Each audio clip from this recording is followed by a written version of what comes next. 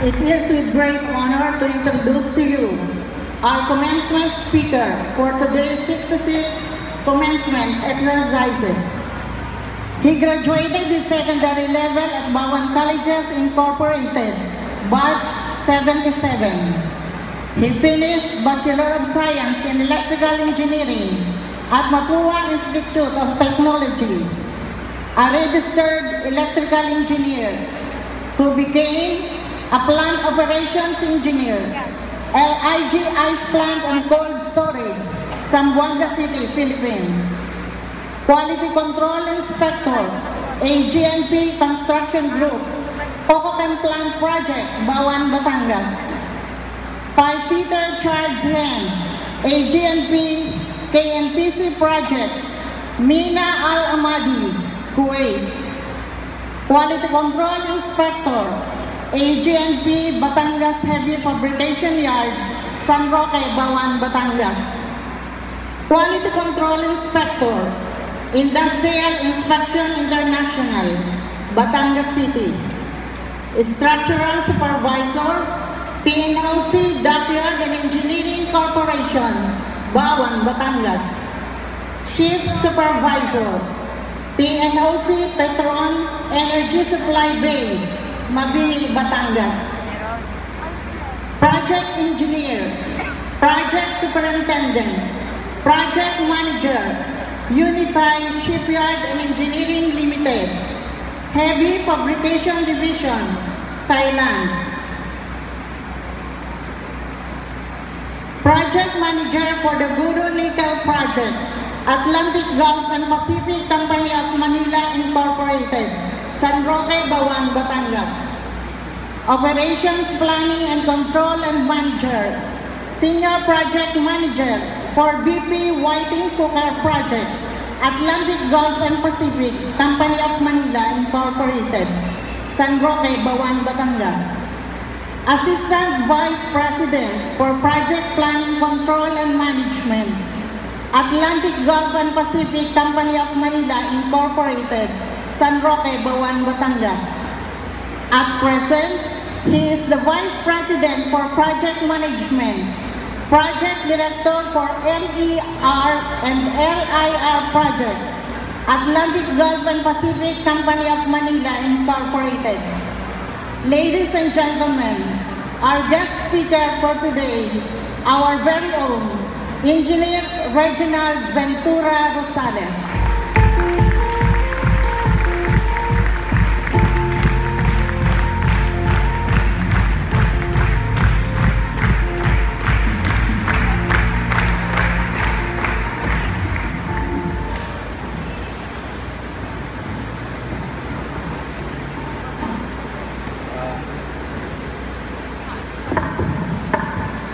Engineer Vicente Cordero and Ms. Cordero, Mr. and Ms. Rosa, our principal, Ms.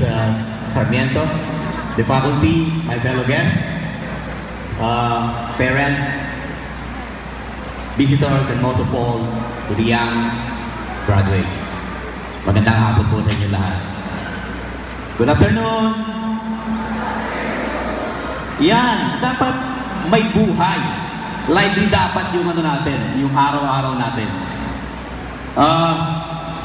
Alam nyo, bago ako pumunta dun sa aking sinasabi natin inspirational speech, nung dumating sa opisina namin si Sarmiento, masyadong busy yung mga panahong yon. Kasi that's the time na meron kaming major loadout nung aming mga modules papuntang Australia.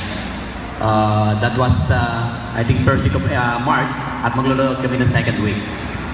So, very busy, hindi ko masyadong na-intindihan si Ms. Sarmiento. At ang unang tanong ko, bakit ako? Marami naman mas higit na successful graduate. Pero nasa isip ko na lang, since na ito yung aking alma mater na pinanggalingan, sino naman ako para tumanggi na magbigay sa inyo ng inspirational speech. Pero bago po simulan na lahat, naging ugali ko po na every time na meron kaming presentation or maibita ako sa mga ganitong klase ng pagsasalita, lalo sa opisina, hindi po nawawala yung aking storytelling. Palagi po akong mayroong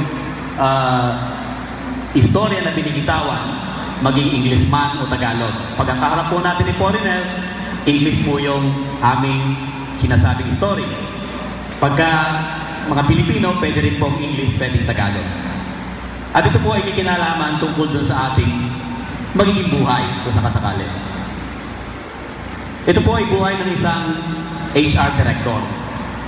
HR means Human Resource Director. Siya po ay very successful. At a very young age, naging director siya. Pero sa kasamang palad, pagtawid niya ng karsada, nasa gasaan. At siyang nasa magazine, kaharap na niya sa San Pedro. Nandun na siya sa taas. So,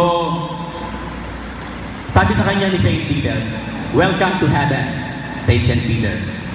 Before you get settled in though, it seems we have a problem. You see, strangely enough, we've never once had a human resource director make it this far. And we're not really sure what to do with you." "No problem. Just let me in," said the woman. "Well, I'd like to," replied Saint Peter, "but I have higher orders. What we're going to do is let you have a day in heaven and a day in hell. And then you can choose where you want to spend your eternity." "Actually, I made up my mind. I prefer to stay in heaven," said the woman. "Sorry, we have rules." And with that, Saint Peter put the executive in an elevator and went down, down, down to hell. The doors opened and she found herself stepping out into the putting green of a beautiful golf course. In a distance was a country club, and standing in front of her were all her friends, fellow executives that she had worked with, and were all dressed in evening gowns and cheering up for her. They ran up, kissed her both on cheeks, and they talked about old times. They played an excellent round of golf, and at night went to a country club where she spent an excellent steak and lobster dinner. She met the devil, who was actually a really nice guy. And she had a great time telling jokes and dancing. She was having such a good time before she knew it was time to leave. Everybody shook her hand and waved goodbye as she got on the elevator. The elevator went up and opened up and backed the pearly gates, where she found Saint Peter waiting for her. "Now it's time to spend a day in heaven," he said. So he spent the next 24 hours blowing around on clouds and playing and harp and singing. She had a great time, and before she knew it, it's 24 hours. Saint Peter came up to her. "So you've got a day in hell, and you spent a day in heaven. Now it's time to choose," he said. The woman paused for a second and replied, "Well, I never thought I'd say this. I mean, heaven has been really great to Paul, but I think I'd had a better time in hell." So Saint Peter escorted her to the elevator, and again she went down back to hell. When the doors of the elevator opened, she found herself standing in a desolate wasteland covered in garbage and filth. She saw her friends were dressed in rags and picking up garbage and putting it up. The devil came up to her and put his arm around her. "I don't understand," stammered the woman. "Yesterday I was here, there was a golf course and a country club, and we ate lobster and we danced, had a great time. Now, all there is a wasteland of garbage, and all my friends look miserable." The devil looked at her and smiled. "Yesterday, we are recruiting you. Now, you're an employee." So, yun po yung istorya natin sa HR Director. Ngayon, nag-isip po ako ng isang magandang paraan kung paano ko may address yung inspirational tungkol sa inyo. So, nag-game up ako sa idea na why not do it in a way na yung mga lesson learned na natutunan natin sa buhay at paano ako nakarating sa posisyon bilang isang Vice President ng Atlantic Gold and the Pacific Company. Unang-unang pong lesson learned sa buhay ko ay yung I have organized myself. The first thing I had to organize, or I have organized is my time.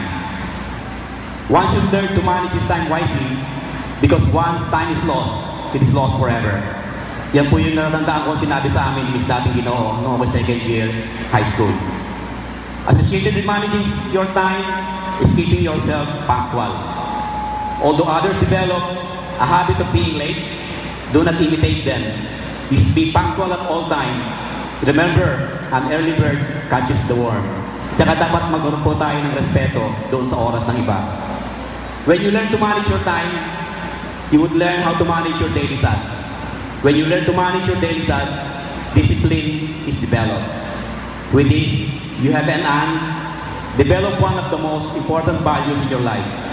And slowly you will notice you have started to conquer yourself. And the first victory is to conquer yourself. That is according to Plato. Set your time as to when you have at home. Marami po sa atin ang pupunta sa ibang lugar at mag-aaral. Pero hindi po ibig sabihin noon na yung oras ninyo ay kayo na ang bahala po anong gagawin natin sa oras natin. Mas maganda po na makita ng ating mga magulang na well-manage yung ating oras at lagi tayong nasa bahay sa oras na dapat nating iuwi sa bahay. Alalahanin po natin that our parents have a lot of burdens, financial, iba-ibang burdens na nasa ating mga magulang. At kung ating pong iisipin na palagi tayong nasa bahay sa oras ng kinakailangan, at least one of their burdens will be reduced or will be relieved. Isa pa, yung set your priorities. That's part of organizing yourself. Your education is more than anything else. But of course, it should be with the help of the one above. Do not forget to call yourself whenever it's needed. Ang pangalawang lesson ko po sa buhay is always move forward. Be aggressive. It is required for you to get an education. This is also what we call being proactive. Even losing a battle, that should not weaken us, but rather give us the desire alive and burning. As you move forward, you will meet new adventures, new people, new faces, and of course, new challenges. This will help you mold your potential and unleash those hidden talents that reside in you. Whatever your talents are, develop them. Everyone, of course, has at least one. What we have to do is to discover, harness it, in order to move forward. Think positive. Positive thinking is a proactive choice. Ang isa pang example ng thinking ng positive is when we look at yung kalahati po ng baso na may laman, are we looking at it as half full or half empty? We should look at it as a half full kung gusto po natin matupad yung ating mga pangarap. Kasi looking at half full would lead your life positively. And develop your yes, you can attitude. Ang pangatlo kong lesson ko in life ay yung failure. Kayo ba, pag nag-fail na kayo, titigil na ba kayo? Or would you drive you to move forward and be aggressive? Ang kasabihan natin mga Pinoy, yun daw bayaning nasusugatan, nag-iiba yung tapang. Naalala ko po noong ako'y nasa college pa sa MIT, sa Mabuhay Institute of Technology, nakaranas din po ako magkaroon ng failing grades. Hindi po perfect na pasado lahat yung aking grade. Noong first year, second semester, bumagsak po ako sa physics. First semester, third year, bumagsak din po ako sa differential equation. Pero hindi po ako pinanghinaan ng loob. Bago sinabi ko sa sarili ko, nakakayanin ko ito, gagraduate ako within 5 years. At nangyari nga po. 5 years po, nag-graduate ako, nag-focus sa aking pag-aaral, kinalimutan pa samantala ang mga bagay na maaaring makabala sa akin. Failure is always associated with success. But we should refrain from repeating mistakes. Otherwise, hindi po tayo natututo sa buhay. In my current profession, as Vice President of the Project Management, there were also instances I failed in managing some projects. Failed to deliver on time, failed to meet client expectation, failed in my KPI, failed in maintaining budget allocated to the project. To address these failures, I did the following. Prepare journal on how project is being managed, did a collection of project lessons learned so that the next project, this will be mitigated. Nandong mag-run ako ng risk analysis to determine what I lose and what I would gain in every action